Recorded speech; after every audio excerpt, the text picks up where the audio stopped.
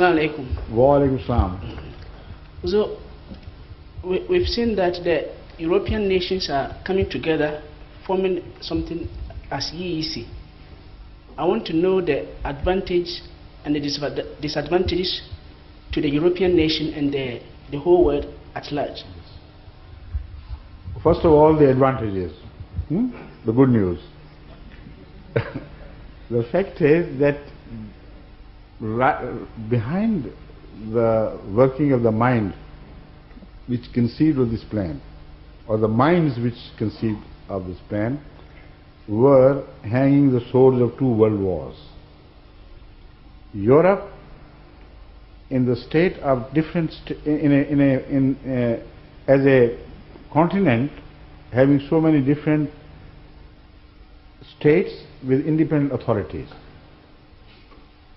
despite all their best efforts, got split again and again on the issues which in fact were economic issues, but the interests of various states were at loggerheads with each other concerning certain economic issues.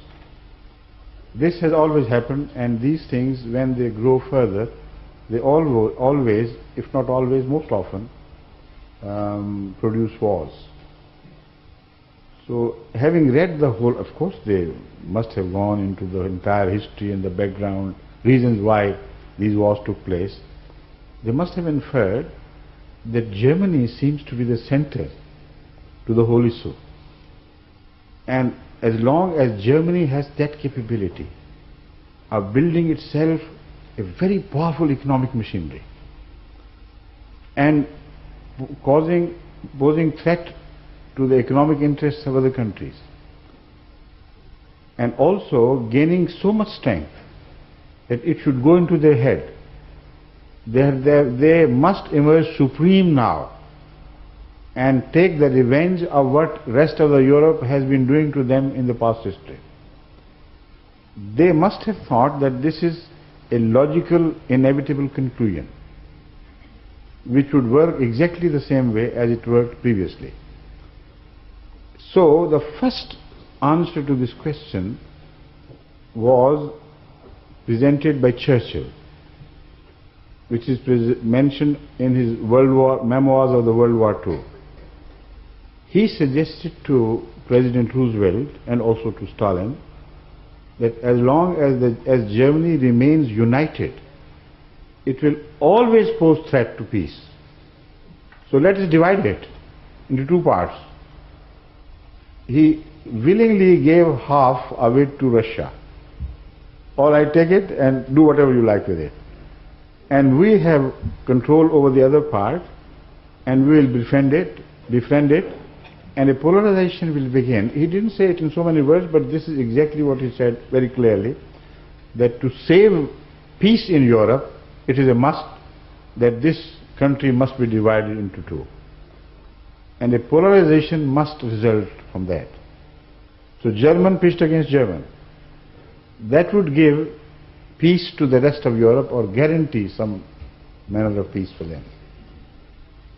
But the times changed.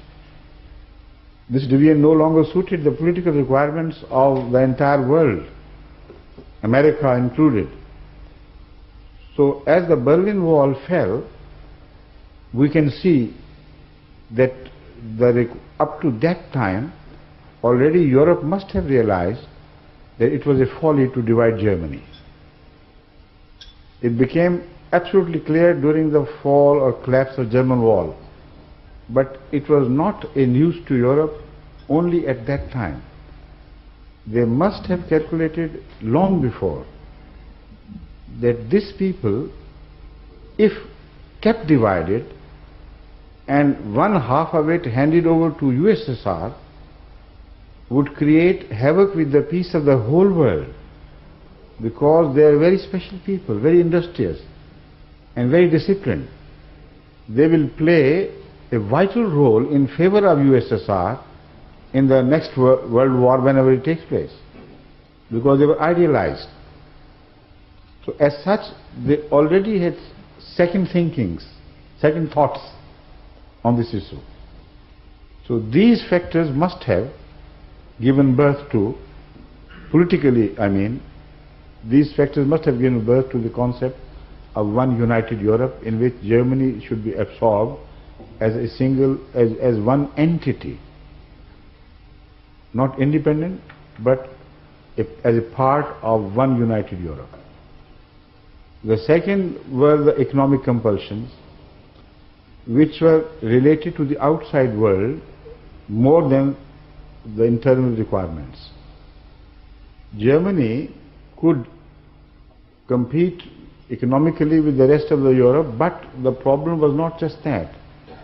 The problem was that with America on the one hand and China and Far East on the other, individually European countries could not have built their economy so powerfully as to compete with America on the one hand and the Far Eastern countries on the other by themselves independently as small countries. So to work a plan of economy whereby the united might of European economy could stand on its own and compete fairly with advantage with other big countries of the world in the world markets. This must have been also a very powerful idea which drove them to forge some sort of unity. And other small factors of convenience, for instance, travel to European countries, doing away with the passports and visas and all this nonsense, behave like more civilized people and let us enjoy jointly all that we have, all that possess, and share the possession of others as ours. This psychological factor must also have worked in the making of this idea. These are the good points, right? And the bad points are that this scheme has already created those very jealousies which they wanted to avoid. First of all, this did not bring into the focus of their attention, perhaps, obviously I feel, the factor that the national loyalties in Europe have sunk so deep and are rooted so deeply in their history and thinking that you simply cannot sever the ties of their national growth from their roots and plant them elsewhere as a garden with new roots to it. This new identification with Europe is a very serious problem. More so for the British, because they have a very glorious past of independence, of diplomacy which not only matched but more than matched any other diplomacy of any other people in the world. Politically conscious people of the world know that and would agree to this claim that the British political awareness and diplomacy is rooted deep into the history of their colonization, and no other nation shares it equally with them. That is why America, despite being a very great country, has always been dependent on British advice on such matters, until Mrs. Thatcher came. Then a new era began of British giving in, handing in their own right of superiority in diplomacy and world politics to their elder brother America, which was resented, of course, by many other politicians, and they are trying to return back to their own independent entity, identity. So, but yet, despite the fact of this overmuch leaning towards America, causing such bickerings in many parts of the British society, one thing they know, and that is certain, that history has put them in the bracket of Americas more than in the bracket of Europeans. Americas originally belonged more to the British than to any other nation. By Americas, I mean Northern America, including Canada. And they have a natural, affinity towards each other, a sense of a deep association. So it is very difficult for Britain to ignore those historic ties and accept a new identity for themselves, which is limited to European confines.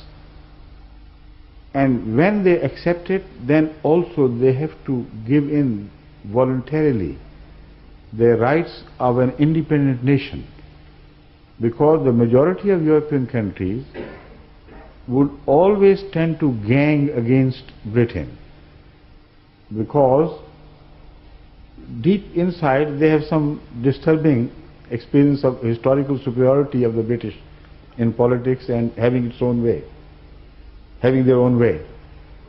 So these thoughts are not brought to the focus of attention clearly as I am defining them, but they go into the human psyche.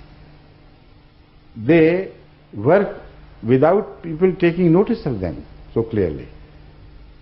So something disturbing is happening to the British. Shall we be completely resigning ourselves that historic authority which we gained with so much labor in the past?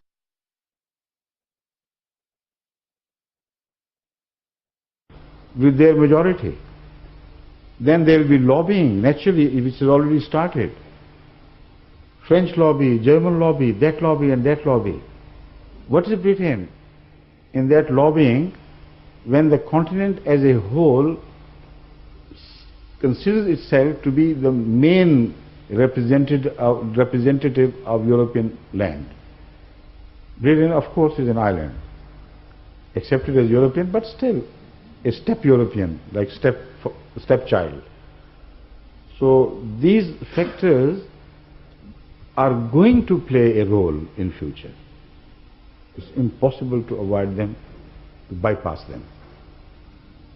The second bad point is that a pole would be created in Europe ultimately against America.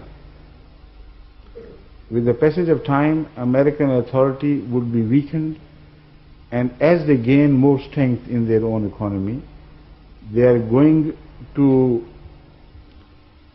reject American, I don't want to say bullyism, but the American authority overmuch exercised on the European will. Then the race for the markets, if not an internal race between one country of Europe and another, it would be a race between America and Europe as such. And then on the other hand, America would bypass Europe and bring Japan closer to itself, and Korea, and some other Far Eastern countries, to offset the loss of its authority upon Europe.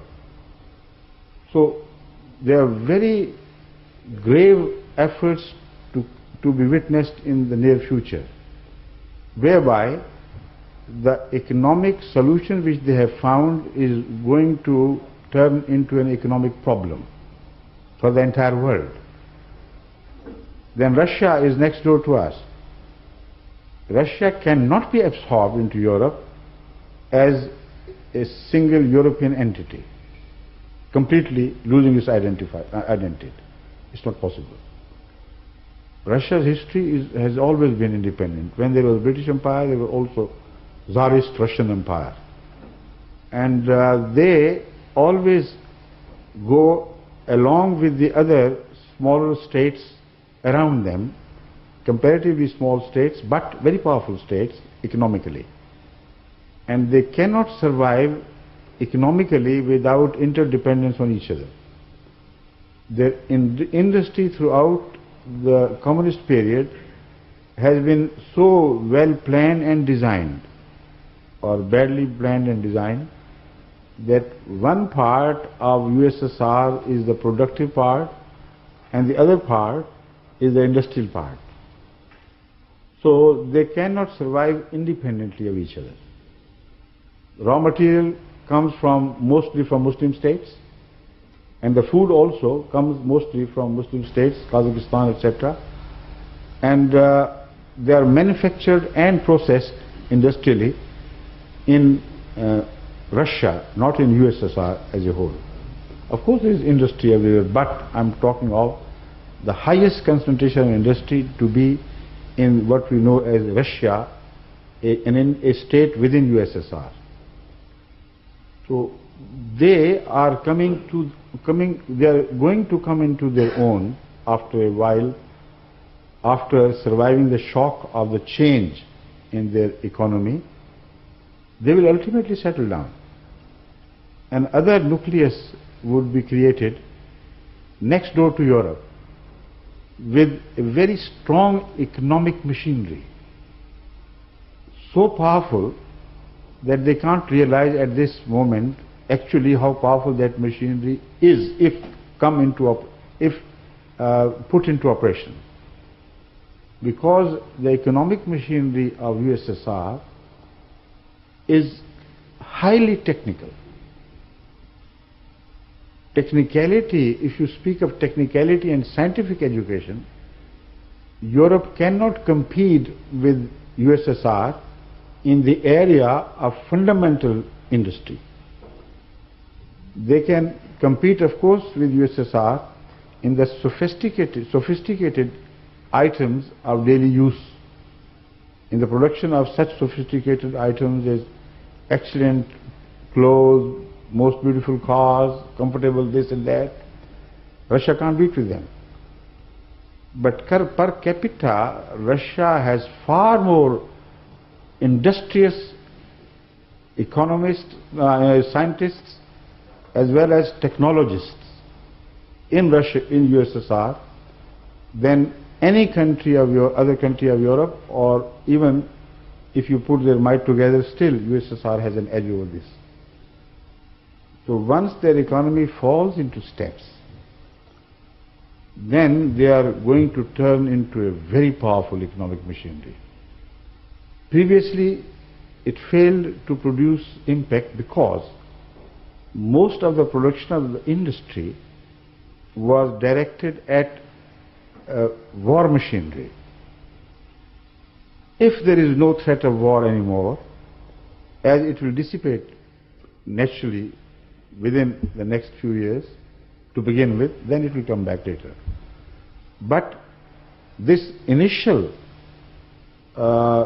removal of immediate threat of war will give Russia ultimate advantage to divert its industry to other common day-to-day usage of the Russians themselves. They have been deprived of this. This is why there is so much suffering. But no more so. Already the shift is taking place. So these and so many other factors speak of a gloomy future in relation to the immediate advantages which we can see and some of which I have counted. Right? Thank you very much.